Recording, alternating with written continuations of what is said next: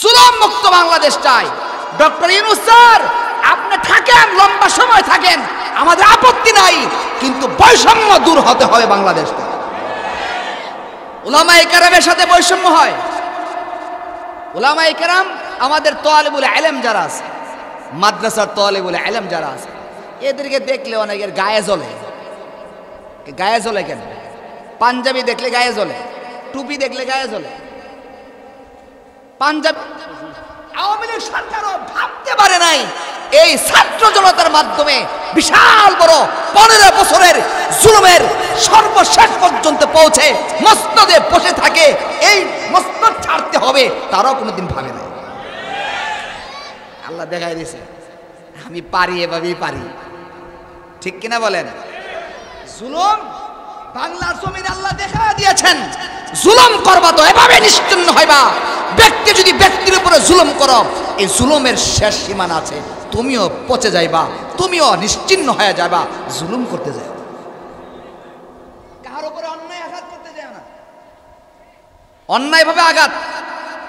আজকে অনেকে মামলা দিতেছে আওয়ামী লীগের নামে, মুখের নামে, মুখের নামে মামলা দিচ্ছে। এই মামলা দেওয়ার মধ্যে যদি কার উপর অন্যায় মামলা করে দেওয়া হয়, এটাও জুলুম। কথা কোন ঠিক কিনা? আওয়ামী লীগ সাপোর্ট করলে কি সবাইকে অন্যায় করছে?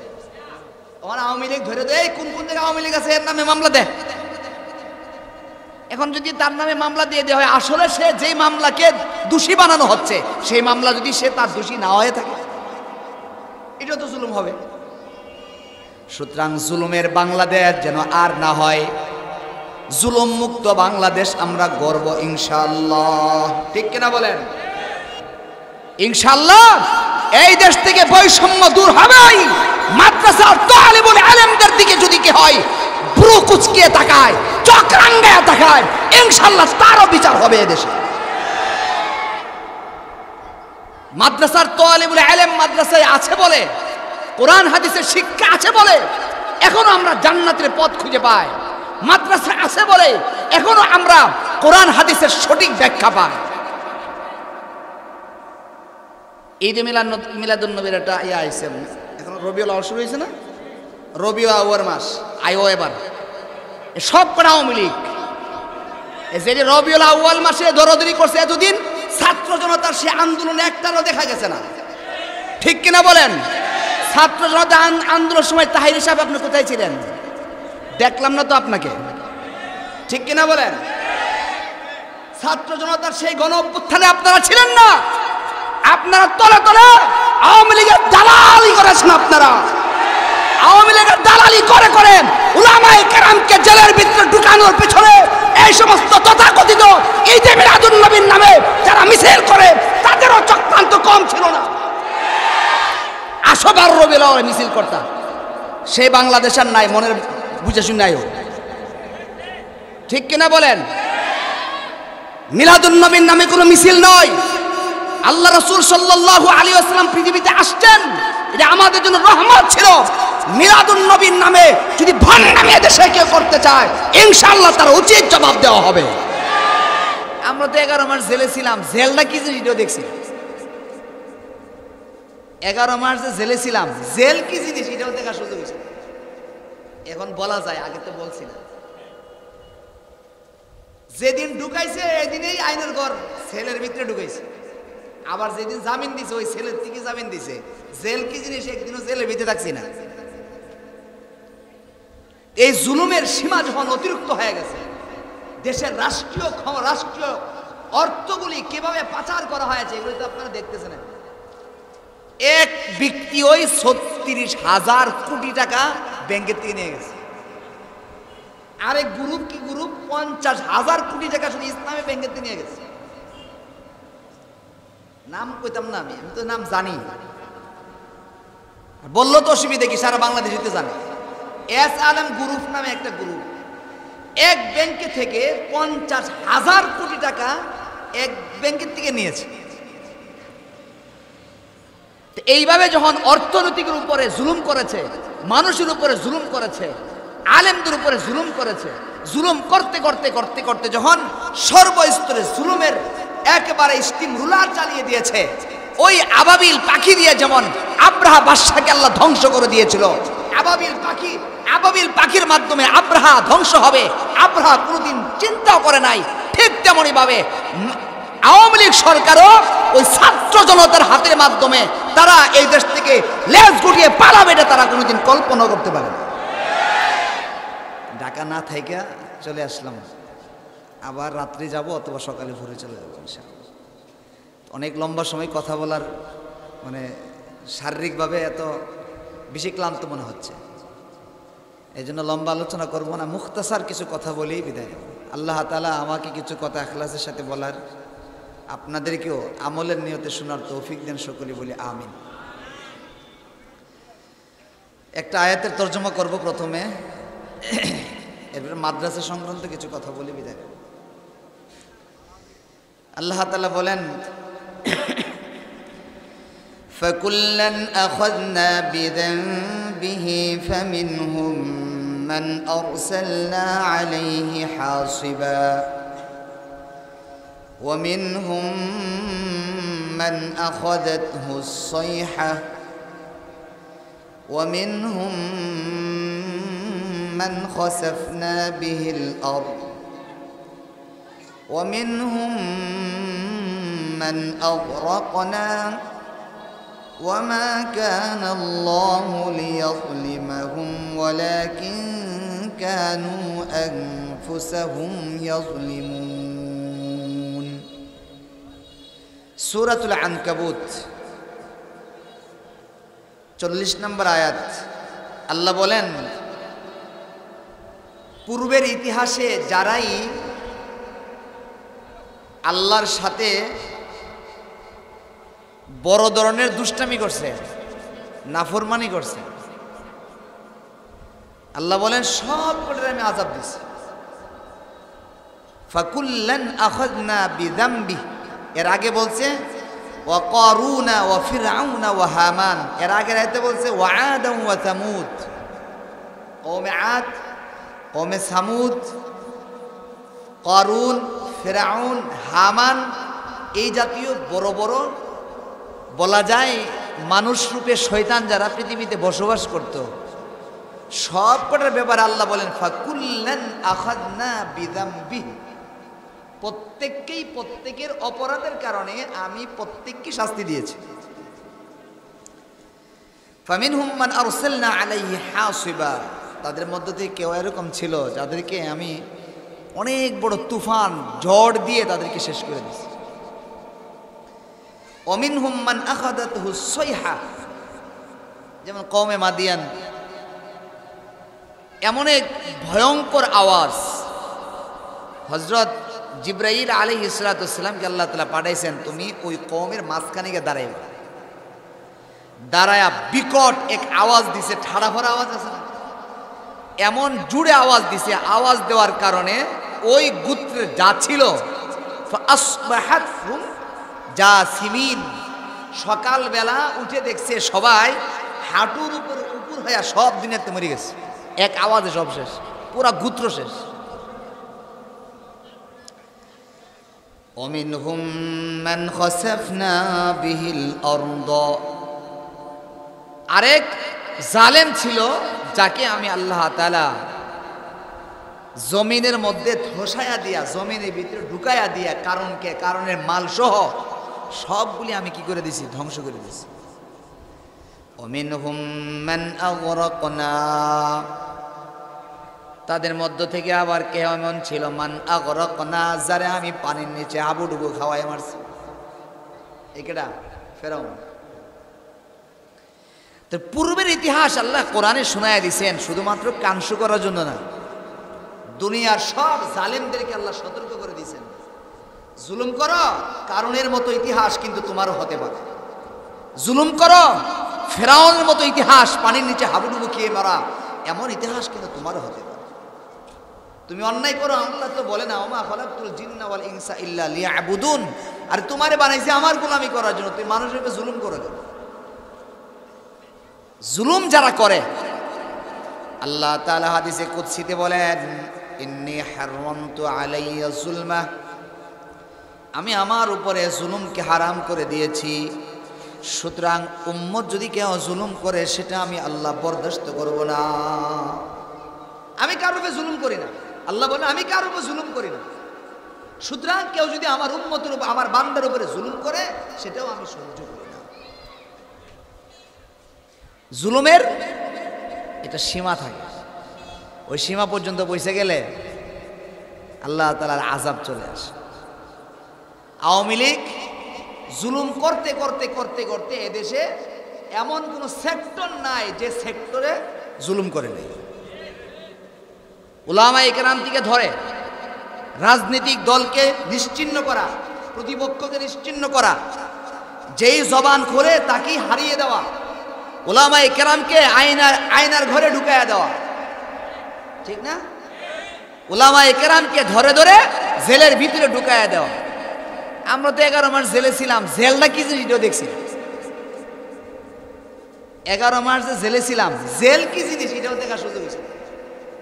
এখন বলা যায়, আগে তো বলছি না। যেদিন ঢুকাইছে এদিনেই আইনের ঘর সেলের ভিতরে ঢুকাইছে, আবার যেদিন জামিন দিছে ওই সেলের থেকে জামিন দিছে। জেল কি জিনিস একদিনও জেলের ভিতরে থাকছি না। এই জুলুমের সীমা যখন অতিরিক্ত হয়ে গেছে, দেশের রাষ্ট্রীয় অর্থগুলি কিভাবে পাচার করা হয়েছে এগুলো তো আপনারা দেখতেছেন। এক ব্যক্তি ওই 36,000 কোটি টাকা ব্যাংকের থেকে নিয়ে গেছে। আরেক গ্রুপ 50,000 কোটি টাকা শুধু ইসলামী ব্যাংকের থেকে নিয়ে গেছে। নাম কইতাম না, আমি তো নাম জানি, বললো তো অসুবিধা কি, সারা বাংলাদেশে তো জানে। এস আলম গ্রুপ নামে একটা গ্রুপ এক ব্যাংকে থেকে 50,000 কোটি টাকা এক ব্যাংকের থেকে নিয়েছে। এইভাবে যখন অর্থনৈতিকের উপরে জুলুম করেছে, মানুষের উপরে জুলুম করেছে, আলেমদের উপরে জুলুম করেছে, জুলুম করতে করতে করতে করতে যখন সর্বস্তরে জুলুমের একেবারে স্টিম রুলার চালিয়ে দিয়েছে, ওই আবাবিল পাখি দিয়ে যেমন আব্রাহা বাদশাকে আল্লাহ ধ্বংস করে দিয়েছিল, আবাবিল পাখির মাধ্যমে আব্রাহা ধ্বংস হবে, আব্রাহা কোনোদিন চিন্তাও করে নাই। ঠিক তেমনি ভাবে আওয়ামী লীগ সরকারও ওই ছাত্র জনতার হাতের মাধ্যমে তারা এই দেশ থেকে লেজ গুটিয়ে পালাবে, এটা তারা কোনোদিন কল্পনা করতে পারে না। জুলুমের শেষ পর্যন্ত চলে গেছে।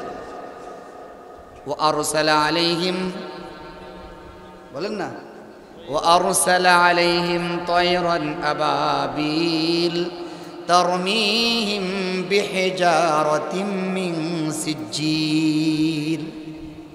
যারা মিনার ময়দানে গেছেন, মিনার ময়দানে একটা জায়গা আছে ওয়াদিউল মুহাসসাব।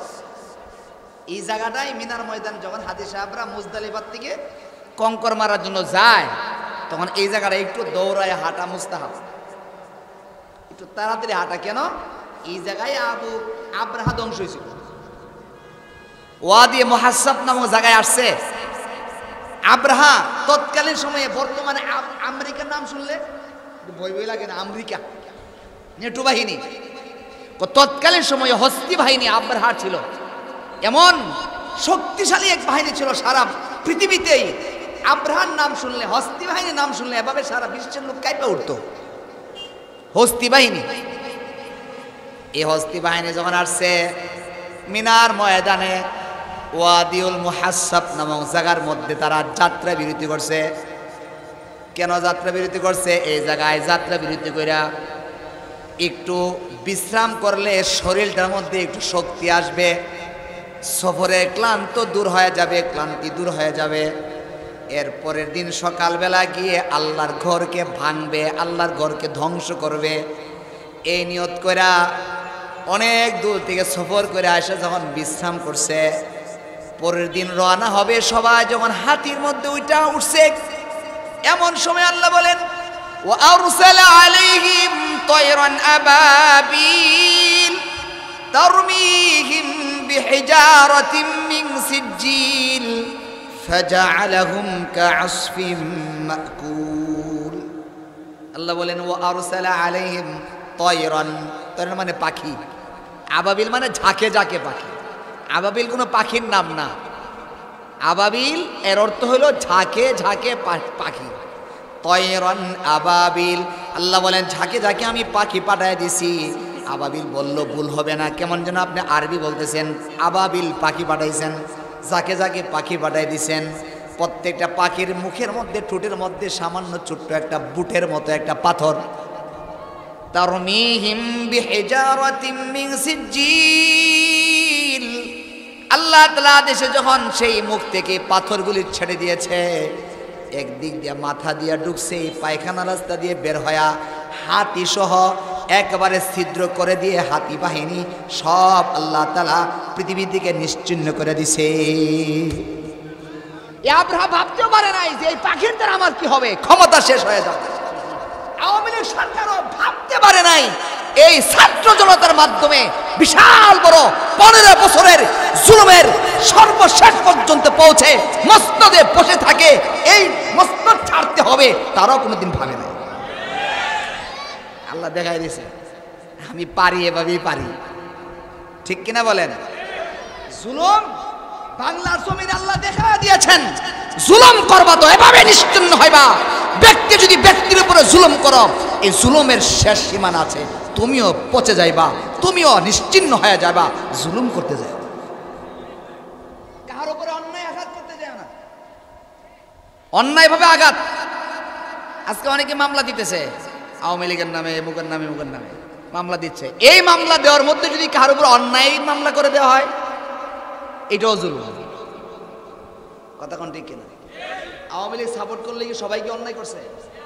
ওখানে আওয়ামী লীগ ধরে দেয় কোন কোন জায়গায় আওয়ামী লীগ আছে, এর নামে মামলা দেয়। এখন যদি তার নামে মামলা দিয়ে দেওয়া হয়, আসলে সে যেই মামলাকে দোষী বানানো হচ্ছে, সেই মামলা যদি সে তার দোষী না হয়ে থাকে, এটা তো জুলুম হবে। সুতরাং জুলুমের বাংলাদেশ যেন আর না হয়, জুলুম মুক্ত বাংলাদেশ আমরা গর্ব ইনশাআল্লাহ। ঠিক কিনা বলেন? জুলুম মুক্ত বাংলাদেশ চাই। ডক্টর ইউনূস স্যার আপনি থাকেন, লম্বা সময় থাকেন, আমাদের আপত্তি নাই, কিন্তু বৈষম্য দূর হতে হবে বাংলাদেশ থেকে। উলামায়ে কেরামের সাথে বৈষম্য হয়। উলামায়ে কেরাম আমাদের তালিবুল ইলম যারা আছে, মাদ্রাসার তালিবুল ইলম যারা আছে, এদেরকে দেখলে অনেকের গায়ে জ্বলে। গায়ে জ্বলে কেন? পাঞ্জাবি দেখলে গায়ে জ্বলে, টুপি দেখলে গায়ে জ্বলে। পাঞ্জাবি টুপিওয়ালারা দেখলে বিরূপ মন্তব্য করে। কেন? এরা কি দেশের নাগরিক না? আরে এই দেশে যদি ছাত্র জনতা, এই যে বর্তমানে ছাত্র জনতা আছে, যে ছাত্র জনতার মাধ্যমে এই গণ অভ্যুত্থান হয়েছে, আর এই গণ অভ্যুত্থানে রক্ত দিয়েছে জুলাই আগস্টে, মাদ্রাসার তালিবুল ইলম তো সেই 13 সালে রক্ত দিয়েছে। ঠিক কিনা বলে? 2013 সালে রক্ত দিয়েছে, নবীর ইজ্জতের জন্য রক্ত দিয়েছে। মাদ্রাসার তালিবুল ইলম তো কত শহীদ হয়েছে, কিন্তু মাদ্রাসার তালিবুল ইলমদেরকে অনেকে দেখতে পারে না। তুমি না দেখতে হলে কিছু আসে যায় না। ইনশাআল্লাহ এই দেশ থেকে বৈষম্য দূর হবেই। মাদ্রাসার তালিবুল ইলমদের দিকে যদি কি হয়, পুরো কুচকিয়ে তাকায়, চোখ রাঙ্গায় তাকায়, ইনশাআল্লাহ তারও বিচার হবে এদেশে। মাদ্রাসার তালিবুল ইলম মাদ্রাসায় আছে বলে, কোরআন হাদিসের শিক্ষা আছে বলে এখনো আমরা জান্নাতের পথ খুঁজে পাই। মাদ্রাসা আছে বলে এখনো আমরা কোরআন হাদিসের সঠিক ব্যাখ্যা পাই। ঈদ মিলাদুন নবীর একটা ইয়া আইছে, এখন রবিউল আউয়াল শুরু হয়েছে না? রবিউল আউয়াল মাস আইও এবার সব করা আওয়ামী লীগ। যে রবিউল আউয়াল মাসে দরদরি করছে এতদিন, ছাত্র জনতার সে আন্দোলনে একটারও দেখা গেছে না। ঠিক কিনা বলেন? ছাত্র জনতা আন্দোলনের সময় তাহির সাহেব আপনি কোথায় ছিলেন? দেখলাম না তো আপনাকে। ঠিক কিনা বলেন? ছাত্র জনতার সেই গণ অভ্যুত্থানে আপনারা ছিলেন না। আপনারা তলে তলে আওয়ামী লীগের দালালি করেছেন। আপনারা আওয়ামী লীগের দালালি করে করে উলামায়ে কেরামকে জেলের ভিতরে ঢুকানোর পিছনে এই সমস্ত তথাকথিত ঈদ মিলাদুন নবীর নামে যারা মিছিল করে, তাদেরও চক্রান্ত কম ছিল না। আসবার রবিউল আউয়াল মিছিল করতাম, সেই বাংলাদেশের নাই, মনের বুঝে শুনে নাই। ঠিক কিনা বলেন? মিলাদুন নবীর নামে কোনো মিছিল নয়। আল্লাহ রাসূল সাল্লাল্লাহু আলাইহি ওয়াসাল্লাম পৃথিবীতে আসছেন, এটা আমাদের জন্য রহমত ছিল। মিলাদুন নবীর নামে যদি ভণ্ডামি দেশে কেউ করতে চায়, ইনশাআল্লাহ তার উচিত জবাব দেওয়া হবে। আমার ভাইয়েরা, রাসূল করিম সাল্লাল্লাহু আলাইহি ওয়াসাল্লাম পৃথিবীতে আসছেন উম্মতের জন্য অনেক বড় রহমত, তাই না? আল্লাহ রাসূল পৃথিবীতে আসছেন, আমরা কোরআন পেয়েছি, আমরা জান্নাতে যাওয়ার পথ পেয়েছি। রাসূল যেই জমানা আসছিলেন সেই জমানা বর্বরতার জমানা ছিল, আইয়ামে জাহেলিয়াত ছিল। রাসূল করিম সাল্লাল্লাহু আলাইহি ওয়াসাল্লামের মেহনতের কারণে, দাঁত ভাঙ্গা মেহনত, হেলমেট ভেঙে মাথায় আঘাতপ্রাপ্ত হওয়ার মেহনত, পেটে পাথর বাঁধার মেহনত, রাসূল করিম সাল্লাল্লাহু আলাইহি ওয়াসাল্লামের মক্কা থেকে মদিনায় হিজরত করার মেহনত, তায়েফের ময়দানে রক্তাক্ত হওয়ার মেহনত, উহুদের ময়দানে দান দান শহীদ হওয়ার মেহনত, সাহাবা আজমাইনদের বিসর্জন দেওয়া, নিজের জীবনকে কাতরে আল্লাহ রাস্তা বিলিয়ে দেওয়ার সেই মেহনত চিন্তা করেন। মেহনত চিন্তা না করে একদিন আসলে এটা মিছিল করলে রাসূলের মহব্বত হয়ে যায়। রাসূলের মহব্বত কি মিছিলের মাধ্যমে প্রকাশ হয় না রাসূলের সুন্নত জিন্দার মাধ্যমে প্রকাশ হয়? এই যে মিলাদুন নবী নাচে, এর মধ্যে সুন্নত আছে না? আল্লাহ রাসূল সাল্লাল্লাহু আলাইহি ওয়াসাল্লাম বলেন, মান আহাব্বা সুন্নতি ফাকাদ আহাব্বানি ওয়া মান আহাব্বানি কানা মাই ফিল জান্নাহ। হাবিবে কিবরিয়ে বলে দিছেন, যে ব্যক্তি আমার সুন্নতকে ভালোবাসে প্রকৃতপক্ষে সে আমাকে ভালোবাসে। ওয়ামান আহাব্বানি কানা মাই ফিল জান্নাহ, আর আমি নবী মুহাম্মদুর রাসূলুল্লাহর সুন্নতকে ভালোবাসা যে আমাকে ভালোবাসবে, হাসরের ময়দানে সেই আমি নবীর সঙ্গে জান্নাতে থাকবে। জান্নাতে থাকার, রাসূলের সঙ্গী হওয়ার মাধ্যম তো হলো ইত্তেবায়ে সুন্নত, সুন্নত অনুসরণ। ঘরে নাই সুন্নত, পরিবারে সুন্নত নাই, কোথাও সুন্নত নাই, আর একটা দিন আসলে মিছিল করার নামই বুঝি তোমার ইত্তেবায়ে রাসূল হয়ে গেছে, রাসূলের ভালোবাসা হয়ে গেছে। এটা ভালোবাসা না, ভালোবাসার নামে মস্কারা করা, এটা ভালোবাসা নয়। ভালোবাসার নামে এটা উম্মতের সাথে বাটফারি সিটারি করা। এতটুকুর দ্বারা রাসূলের মহাব্বত প্রকাশ হয় না। তোমার মুখে দাড়ি নাই, তুমি রাসূলের নামে মিলাদুন নবীর মিছিল করো। তুমি তোমার প্যান্ট পাক না পাক, তুমি প্যান্ট পরে মিছিল করতে আসছো, এই প্যান্টটাকে তোমার পাক না পাক সেই মাসলা তুমি জানো, হ্যাঁ? তারপর এটা ফিতা বাইদা মিছিল করতে চলে আসে, আর মনে মনে ভাবে এটা বুঝি অনেক বড় নেককাম হয়ে গেছে। না ভাই, এটাকে নেককাম মনে করার মতো তো কোনো যুক্তিকতা দেখি না, কোনো যুক্তিকতা দেখা যায় না।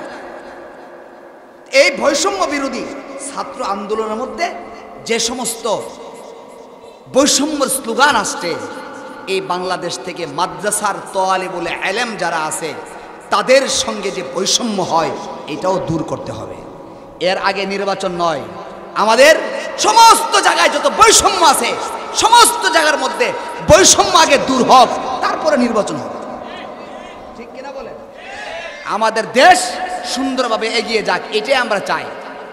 আমাদের দেশ এগিয়ে যাক, আমাদের দেশ কোরআন হাদিসের দেশ হোক, আমাদের দেশ কোরআন সুন্নাহর মতো চলুক, আমাদের দেশ টুপি দাড়িওয়ালারা সুন্দরভাবে বসবাস করার মতো সাহস নিয়ে চলুক, মাদ্রাসাওয়ালারা বুক ফেলিয়ে চলুক, এটাই আমরা চাই। বিভিন্ন জায়গায় মাদ্রাসা হয়েছে, আলহামদুলিল্লাহ। এই উম্মুল করা একটি মাদ্রাসা। এই উমরার সফরে লম্বা সময় দেওয়ার সুযোগ হয়েছে আল্লামা মুশতাকুর নবী কাসিমি দামাত বারাকাতুহুর সঙ্গে। হুজুরের সাথে তোয়াফ করতেছিলাম, এমন সময় হুজুরে একটা কথা বললেন। এক ব্যক্তি জমজমের পানি খাওয়াইতেছে হুজুরকে, তোয়াফের মাঝখানে জমজমের পানি নিয়ে আসছে। তো জমজমের পানি আনার পরে হুজুর আমার হাত ধরে বলতেছেন, আজআলতুম সিকায়াতাল হাজ্জি ওয়া ইমারাতাল মসজিদিল হারাম কামান আমানা বিল্লাহি ওয়াল ইয়াউমিল আখির ওয়া জাহাদা ফি নাফসিহি লা ইয়াস্তাবুনা ইনদাল্লাহ।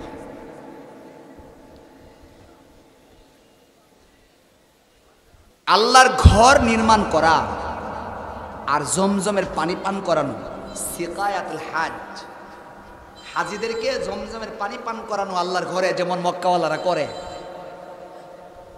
আর আল্লাহর ঘর নির্মাণ করা কেহ এটা করতেছে। আরেকজন কামান আমানা বিল্লাহি ওয়াল ইয়াউমিল আখির, আল্লাহর উপর ঈমান আনে, পরকালকে বিশ্বাস করে, পাশাপাশি ও জাহাদা ফি সাবিলিল্লাহ, আল্লাহর রাস্তায় জিহাদ করে। এক ব্যক্তি আল্লাহর ঘর নির্মাণ করে আর হাজিদেরকে পানি পান করা, আরেক ব্যক্তি আল্লাহর রাস্তায় জিহাদ করে। কোন ব্যক্তি শ্রেষ্ঠ? আল্লাহ বলেন লা ইয়াস্তাবিয়ানি ইনদাল্লাহ লা ইয়াস্তাবুনা ইনদাল্লাহ, তারা দুইজন কখনই আল্লাহর কাছে বরাবর হতে পারে না। যে ব্যক্তি আল্লাহ রাস্তায় দিন জিন্দার জন্য লিইলাহি কালিমাতিল্লাহর জন্য আল্লাহ রাস্তায় জিহাদ করে, আর যে পানি পান করায় তার চেয়ে জিহাদ করনেওয়ালার সওয়াব অনেক বেশি। এরপরে কি বলে? আল্লাহর ঘর বানানো, পানি পান করানোর চেয়ে যে জিহাদ করে তার সওয়াব আল্লাহর কাছে অনেক বেশি। মৌলানা হুজুর বলতেছেন, মৌলানা একটা কাজ আছে জিহাদের থেকেও বেশি দাম। আমি হুজুর ওইটা কোনটা? ওইটা হলো,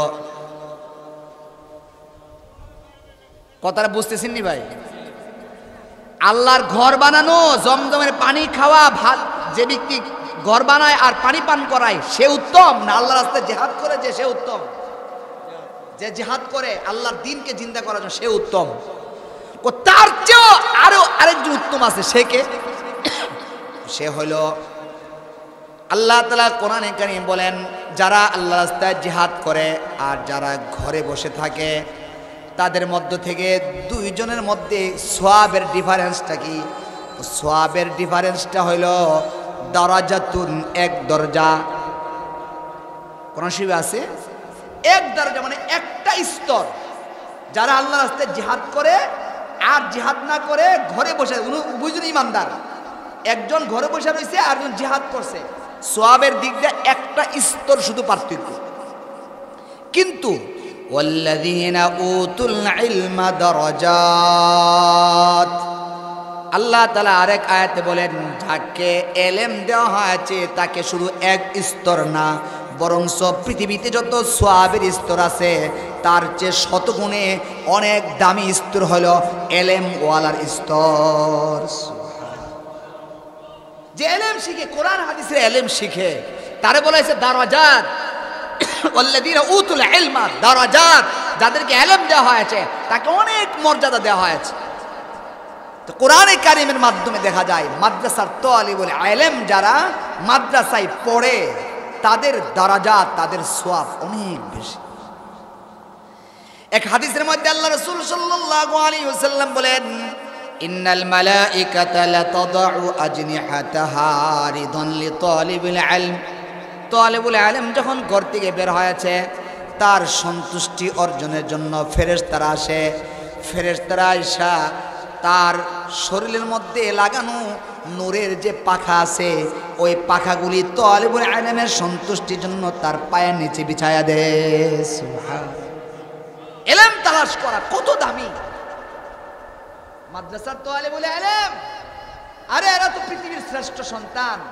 আর মাদ্রাসায় গেলে দেখা যায় শ্রেষ্ঠ সন্তানগুলি ফুলুরে ঘুমাই রয়েছে। ফুলুরে কই ঘুমাই রয়েছে? ফুলুরে ঘুমাই রয়েছে। শ্রেষ্ঠ সন্তানগুলি ফুলুরে ঘুমায়।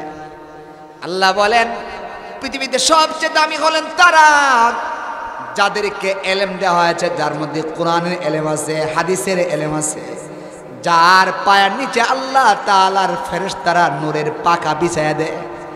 এমন তালিবুল ইলমরা মাদ্রাসায় ফুলুরে ঘুমায়, শেয়ারিং করে একটা ফ্যানের নিচে 10 জন ঘুমায়। ঠিক কিনা বলেন? একটা ফ্যান, আর আপনি বাসায় ঘুমান কটা ফ্যান লাগান? উপরে একটা, সাইডে একটা, আবার মাঝে মাঝে এসির নিচে ঘুমাই না মানুষও আছে। ঠিক কিনা বলেন? এসির ভিতরে আমি ঘুমাই, সাইডে উপরে নিচে 2টা ফ্যান দিয়ে ঘুমাই। হ্যাঁ, 2টা ফ্যান লাগাই ঘুমায়। আর মাদ্রাসা তালিবুল ইলমরা শেয়ারিং করে একটা ফ্যানের নিচে 10 জন ঘুমায়। এই হলো মাদ্রাসা।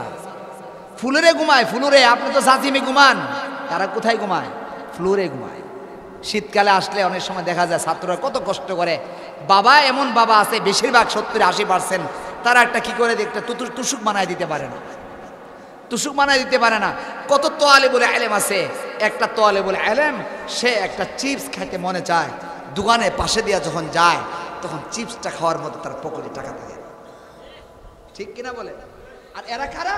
আল্লাহ বলছেন যাকে কোরআন দেওয়া হয়েছে, যাকে হাদিস দেওয়া হয়েছে, উতুল ইলমা দারাজাত। উলামায়ে কেরাম বুঝবে, যাদেরকে আমি এলেম দিয়েছি তারা দারাজাত, অনেক মর্তবাওয়ালা, যার উপরে মর্তবা দিয়ে যার উপরে আর কোনো লোক নাই।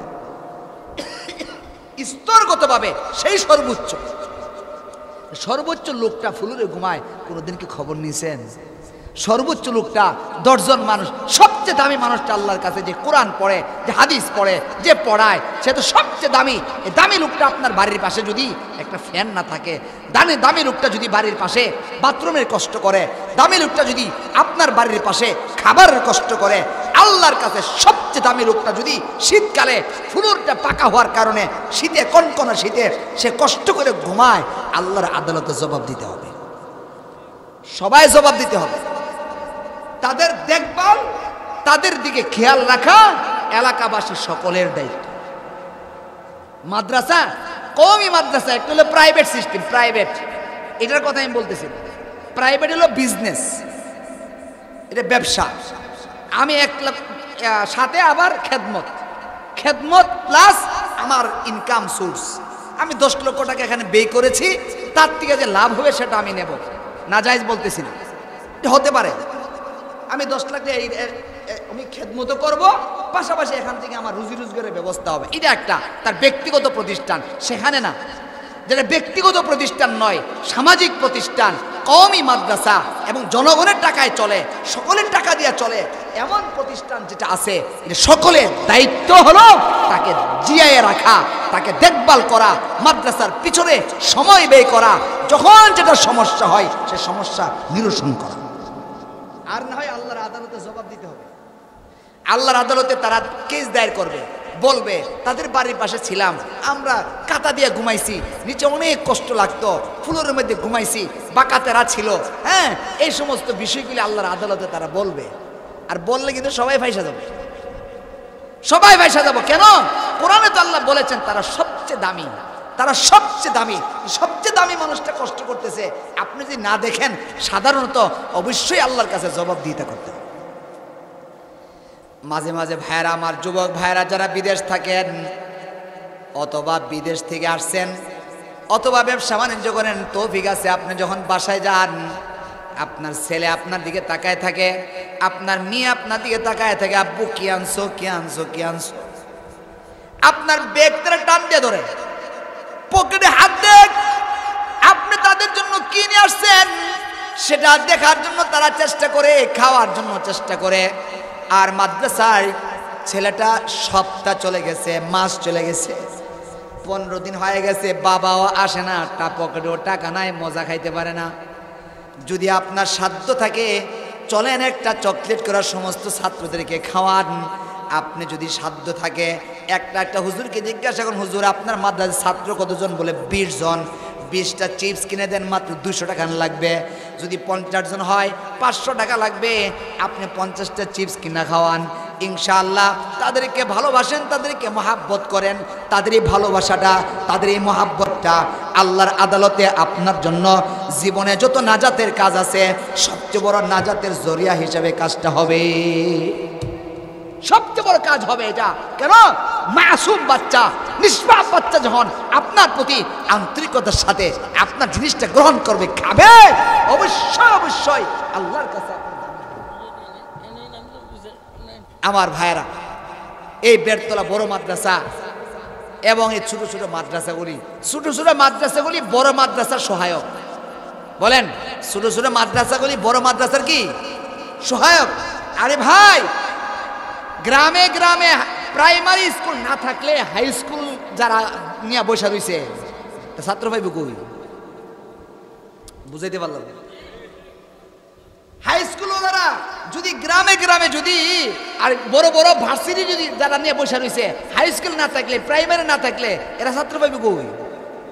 আজকে যে ঢাকা বিশ্ববিদ্যালয়, জাহাঙ্গীরনগর বিশ্ববিদ্যালয়, বড় বড় যে ছাত্রগুলি দেখা যায়, মেধাবী ছাত্রগুলি, এরা কোথায় থেকে উঠে আসছে? ওই আমার বাড়ির, আপনার বাড়ির পাশের প্রাইমারি থেকে উঠে আসছে। ঠিক কিনা বলে? এই প্রাইমারি আছে বলে তো এরা ওখানে যেতে পারে, তাদের মেধা বিকশিত হয়েছে, মেধা বের হয়ে আসছে। ঠিক তদ্রূপভাবে বড় বড় প্রতিষ্ঠানগুলির জন্য ছোট ছোট প্রতিষ্ঠানগুলি, এগুলি হলো এটার জন্য সহায়ক। এখানে একটা ছাত্র তৈরি হবে, মক্তবগুলি মাদ্রাসার জন্য সহায়ক। মক্তব যখন পড়বে, একটা উস্তাদ যখন তাকে ভালোবাসা দিবে, সে মাদ্রাসায় ভর্তি হওয়ার জন্য সহায়ক হবে। মক্তবগুলি হলো সবচেয়ে বড় মাদ্রাসার মূল। এখন যদি ভালো চালু হয়, মক্তব যদি ভালো লেখাপড়া হয়, এই ছাত্রগুলি একসময় মাদ্রাসায় যাওয়ার জন্য চিন্তা করবে, বাবা চিন্তা করবে। হুজুর যখন বলবে আপনার ছেলে তো খুব মেধাবী, খুব ভালো পারে, কায়দা এক মাসে শেষ করে ফেলছে, আমপাড়া 2 মাসে শেষ করে ফেলছে, এভাবে শুনে হুজুর যখন প্রশংসা করবে, বাবা বলবে কি তাহলে তো আমার ছেলেটা মাদ্রাসায় পড়ানো যায়, হাফেজে কোরআন বানানো যায়, এই কিন্তু তৈরি হয়ে গেল। ঠিক কিনা বলতে? এই জন্য মক্তবগুলি তৈরি করা, এই ছোটো ছোটো মাদ্রাসাগুলিকে জিয়ায়া রাখা, এই মাদ্রাসাগুলি যত জিয়ায়া থাকবে, আমরা ঢাকার মাদ্রাসা, জামি ইউনুসিয়া মাদ্রাসা, বেতলা মাদ্রাসা, যত বড় বড় মাদ্রাসাগুলি আছে, ছোটো ছোটো মাদ্রাসাগুলি এই বড় বড় মাদ্রাসার জন্য সহায়ক হয়ে যায়। তো মাদ্রাসাগুলি জিয়ায় রাখবো তো ইনশাল্লাহ। এই ছোটো মাদ্রাসা উম্মুল কোরা, এই নামটার প্রতি আমার একটু দুর্বলতা আছে। আমাদের মাদ্রাসা, যে মাদ্রাসা নতুন হয়েছে জামিয়া উম্মুল কোরা আল ইসলামিয়া ব্রাহ্মণবাড়িয়া, এই মাদ্রাসার নাম এটা তো আন্তরিকতা একটু বেশি থাকবেই। ইনশাআল্লাহ এই মাদ্রাসা এগিয়ে যাক, আরও সামনে এগিয়ে যাক, আল্লাহ তাআলা কবুল করেন সকলে বলে আমিন। আর ছোট্ট একটা দাওয়াত দিয়ে আমি শেষ করবো। আগামী 22শে অক্টোবর আমাদের ব্রাহ্মণবাড়িয়া যে ফুলবাড়িয়া মাদ্রাসা জামিয়া উম্মুল কোরা আল ইসলামিয়া, এই মাদ্রাসার মাহফিল নভেম্বরের 1-2 আমরা বেরতলা মাদ্রাসার আনসারী সাহেব হুজুর রহমতুল্লাহ আলাইহির মাদ্রাসার মাহফিল, আর আমাদের উম্মুল কোরা মাহফিল হলো আগামী 22শে অক্টোবর। এর মানে বেরতলা মাদ্রাসার 8 দিন আগে। ইনশাল্লাহ আপনারা সবাই দাওয়াত যাবেন তো ইনশাল্লাহ। থাকবেন হইল আল্লামা আইয়ুবী, খালেদ সাইফুল্লাহ আইয়ুবী, আল্লামা মুশতাকুন নবী কাসিমি, হাবিবুল্লাহ মাহমুদ কাসিমি, সাখাওয়াত সাহেব, ওনারা সবাই থাকবেন ইনশাল্লাহ। থাকবেন তো? আল্লাহ তাআলা আপনাদের সবাইকে যাওয়ার তৌফিক দান করেন সকলে বলে আমিন। আর এই মাদ্রাসা আরও যিনি উলামায়ে কেরাম আসতেছেন, ওনারা বয়ান করবেন। আমি এখানে শেষ করছি, খুবই ক্লান্ত। আমি বলছি যে গতকাল জুহুর নামাজ পড়ে মক্কার থেকে রওনা হয়েছি, এ পর্যন্ত কোনো শোয়ার কোনো সুযোগ হয়েছে না। তা ইনশাআল্লাহ আল্লাহ তৌফিক দিলে সামনে আলোচনা হবে, যদি কখনো আসে আলোচনা, লম্বা আলোচনা করব। আল্লাহ তাআলা আমাদের সবাইকে কথাগুলির উপর আমল করার তৌফিক দেন সকলে বলে আমিন। আর মাদ্রাসার প্রিন্সিপাল সাহেব সহ এবং যে আলকাজ ভাই, আলকাজ ভাই আপনাদের সবাইকে সালাম জানাইছেন, ফাঁকি দিয়া জয়েন হয়েছেন, সালাম জানাইছেন। আল্লাহ তাআলা আলকাজ ভাই সহ এই গ্রামের যত ভাইয়েরা বিদেশে থাকেন, আল্লাহ তাআলা সবাইকে সহি সালামতে বিদেশ করার তৌফিক দেন সকলে বলে আমিন। ওয়া আখিরু দাওয়ানা আলহামদুলিল্লাহি রাব্বিল আলামিন। যিনি আপনাদের মাঝে উপস্থিত হয়েছেন জামিয়া সুবহানিয়া মাদ্রাসা গাজী